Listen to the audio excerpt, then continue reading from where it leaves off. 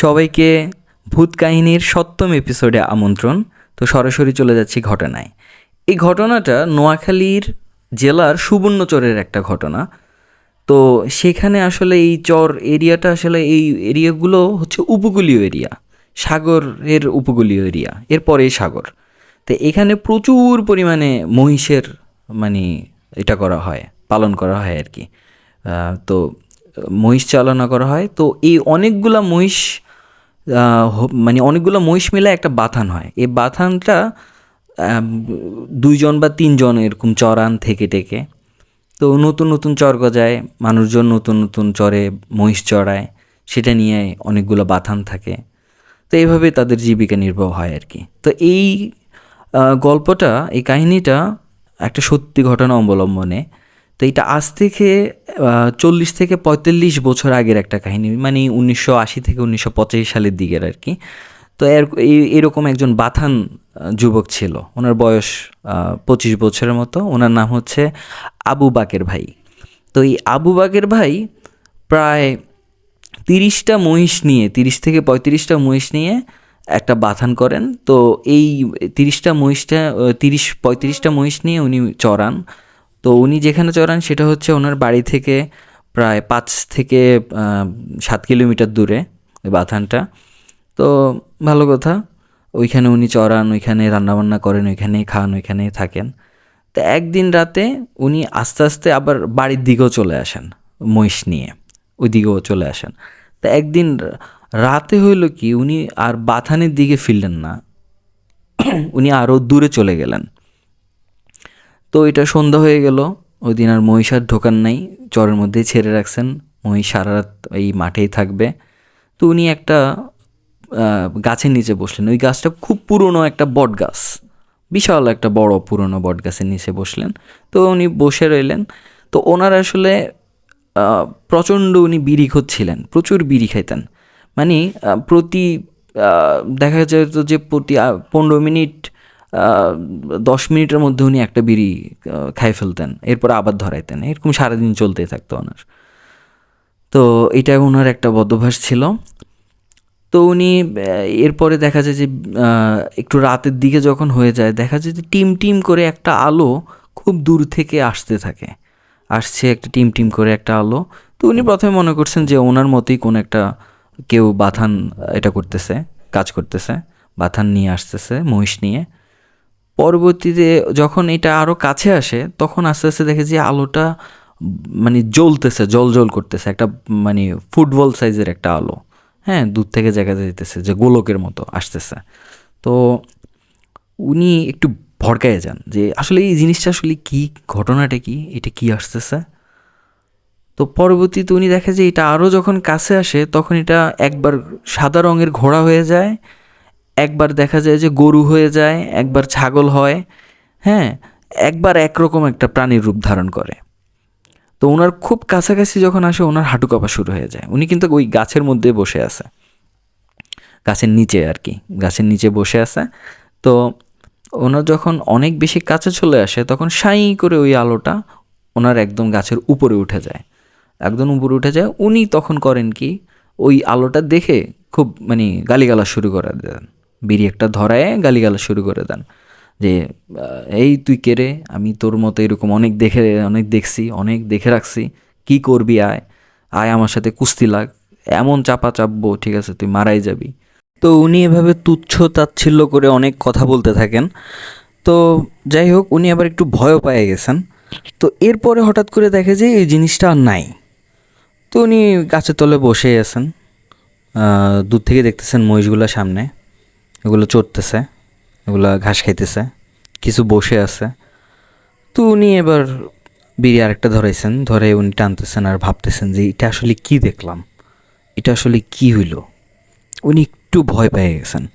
হঠাৎ করে উনি শব্দ পান যে গাছের একদম মগডাল থেকে কোনো কিছু একদম নিচ মানে মিডল পর্যন্ত চলে আসলো আর কি, একটু নিচের দিকে নেমে গেল কিছু একটা হঠাৎ করে। তো উনি ছটছট ছটছট করে শব্দ করে কিছু একটা নেমে গেল।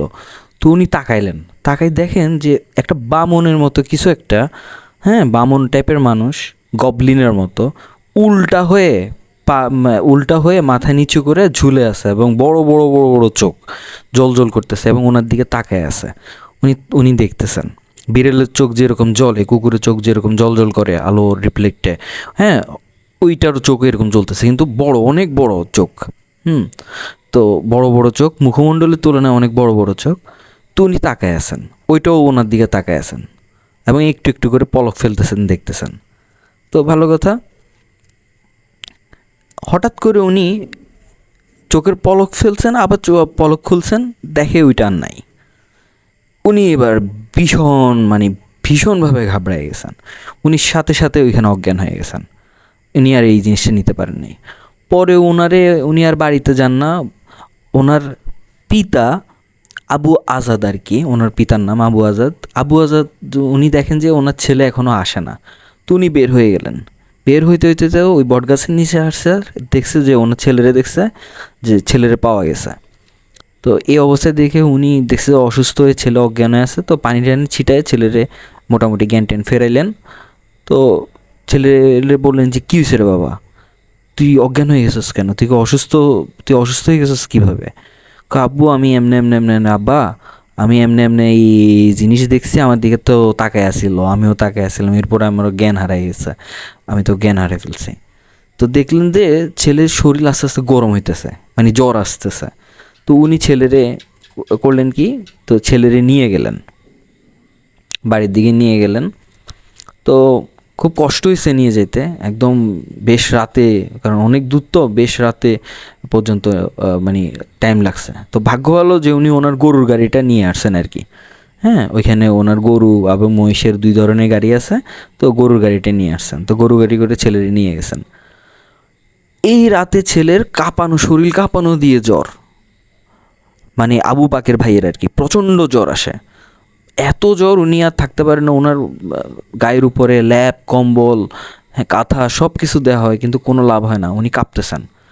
লাস্টে এই মানে জ্বরের মধ্যে ডাক্তারে বা এই রাতে কই পায়, বা কী বৈদ্যই বা কই পায়, ডাক্তার তো দূরের কথা, এই কবিরাজ ডাকছেন এত রাতে। কবিরাজ আসলেন, এসে দেখলেন, ওষুধ দিলেন। তো ছেলের মোটামুটি ছটফটানি কিছুক্ষণ পরে দাওয়াই দেওয়ার পরে কমছে। তো ছেলে ঘুমায় গেছে। তো ভালো কথা, পরের দিন দেখে ছেলে বিছনা থেকে উঠতে পারে না, অসুস্থ হয়ে যায়। তো ওনার ওয়াইফ মানে আবু বাকের ভাইয়ের আম্মু, উনি বলেন যে একটু বড় হুজুরের কাছে আপনি যান, বড় হুজুরের কাছে একটু যাই, একটু বলেন যে এই আমার ছেলের এই ব্যাপার হয়েছে, আমার তো সুবিধা লাগতেছে না, বাকেরের বাপ, আমার ভালো লাগতেছে না ব্যাপারটা, আপনি একটু যাই একটু দেখেন। তো যেই কথা, উনি ওনার ওয়াইফের কথা খুব ভালো মতো শুনছেন, ওনারও একটু সন্দেহ লাগছে যেহেতু পলাই এই জিনিসগুলো বলছে।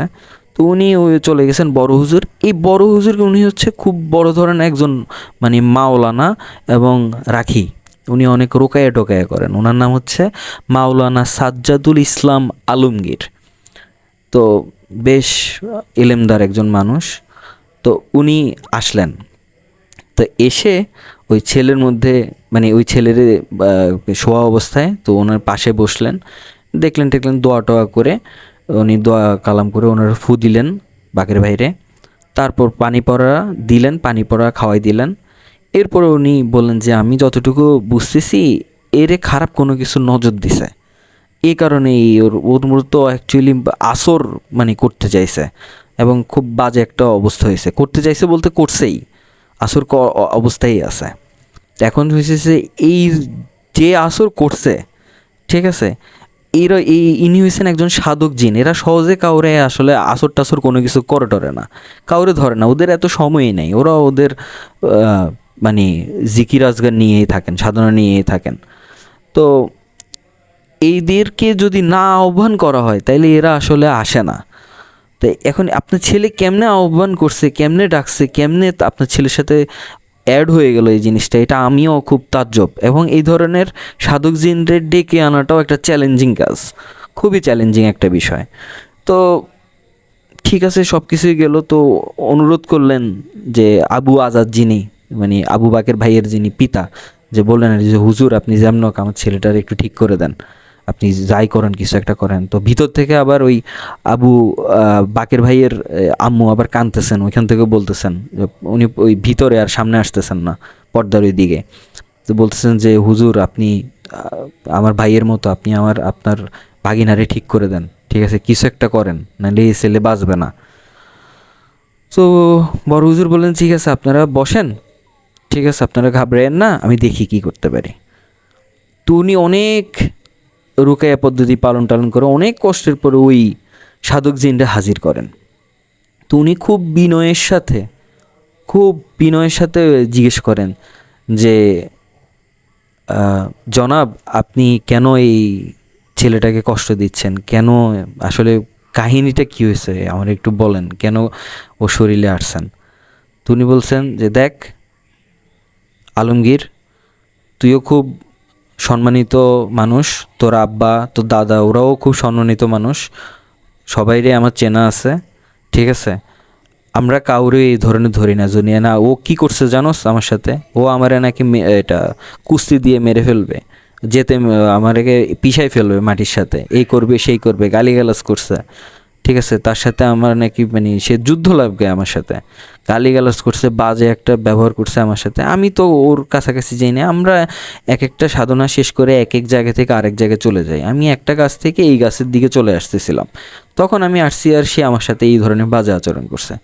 তো আমার যেরকম ক্ষমতা বা যেই ধরনের আমাদের যে বিষয়, এই ধরনের আমরা তো অনেক কিছুই করতে পারি, আমরা তো কোনো কিছুই করি নাই এই ছেলেরে, ঠিক আছে, আমি তো জাস্ট ওর জাস্ট একটা শিক্ষা দিতে চাইছি।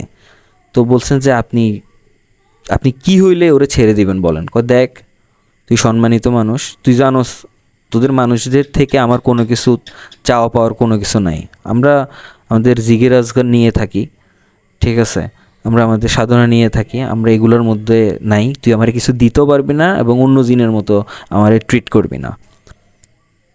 তো উনি বলছেন ঠিক আছে গোস্তাকি মাফ করেন, এখন কি করা যায় বলেন। তো তো উনি বলছেন যে ছেলেরে বলিস দোয়া দুরুদ পড়ে নামাজ কালাম পড়ে যেন সুন্দর মতো দিনের পথে থাকে, সব সুন্দর মতো নামাজ পড়ে দোয়া কালাম পড়ে থাকে, এবং ওই গাছের নিচে যেন আর কখনো যেন না আসে, বাথান যদি বাঁধতে হয় ও যেন অন্য কোথাও বাঁধে, ওই গাছের এখানে কেউ যেন না আসে, এটা বলে দিবি, এবং এটা ওই যেন এটা নিশ্চয়তা দেয়, তাইলে আমি এর থেকে চলে যাব।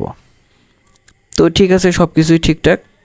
তো কথা উনিও ওই বড় হুজুর উনিও বললেন ঠিক আছে আপনি যে কথা বলছেন এটাই হবে, আর অন্য কোনো কিছু হবে না, তো আপনি দয়া করে ওরে আপনি পরিত্রাণ করেন আর দোয়া করে দিয়ে যান। তো ওই সাধক জিন বলছে ঠিক আছে আমি ওরে দোয়া করে দিয়ে গেলাম, আর আমার কথাগুলো মনে রাখিস। তো ভালো কথা। তো উনি ছেড়ে চলে যান। তো চলে যান আর ওই ছেলে হঠাৎ করে আস্তে এলায়ে পড়ে, এতক্ষণ কিন্তু তার মুখ দিয়ে সব কথাবার্তা বের হয়েছে, হ্যাঁ, তো ওই হচ্ছে ও ধরছে ওই মিডিয়াম ওই সব কিছু। তো এরপরে ও ঘুমায় যায় টানা 2 দিন, ও কমায়ের মতো, ও শুধু ঘুমাইছে কমায় থাকার মতো। এরপরে উঠছে খুব শরীর ক্লান্ত, আস্তে আস্তে আস্তে আস্তে আস্তে 1 সপ্তাহের মধ্যে আবু বাকের ভাই উনি সুস্থ হন, আর কখনো উনি ওই গাছের কাজ দিয়ে উনি যান না, এবং ওই জায়গার মধ্যে দিয়েও উনি আর কখনো কাজ করেন নাই। তো এই ছিল আসলে এই সুবর্ণচরের একটি সত্যি ঘটনা। চর কিংবা দেখা যায় দ্বীপ টাইপের যেসব জায়গাগুলো, চরের বিজন জায়গাগুলো, নির্জন জায়গাগুলোতে এই জিনরা অনেক বেশি পরিমাণে থাকে। তো এখন বিভিন্ন ধরনের জিন আছে, ভালো জিন আছে, খারাপ জিন আছে, সাধক জিন আছে, হ্যাঁ, তো কখন কার সাথে দেখা হয়ে যায় তা বলা যায় না। তো এইরকম একটা জিনের সাথে সাক্ষাৎ হয়েছে, এরকম একটা কাহিনী আমার ছোটো ভাইয়ের সাথে আছে, সে আমাকে 2 দিন আগে শেয়ার করছে। তো সেটা নেক্সট এপিসোডে বলবো, এপিসোড 8-এ। তো ততক্ষণ পর্যন্ত আমাদের সাথেই থাকুন এবং সাবস্ক্রাইব করতে ভুলবেন না, এই চ্যানেলটি সাবস্ক্রাইব করে রাখুন, এই পেজটিকে ফলো দিয়ে লাইক দিয়ে রাখুন এবং সবাইকে শেয়ার করতে দিন, সবাই যেন এটার সাহিত্য রস বা ভয়টাকে এনজয় করতে পারে। তো সবাইকে অসংখ্য ধন্যবাদ, thank you so much, thank you.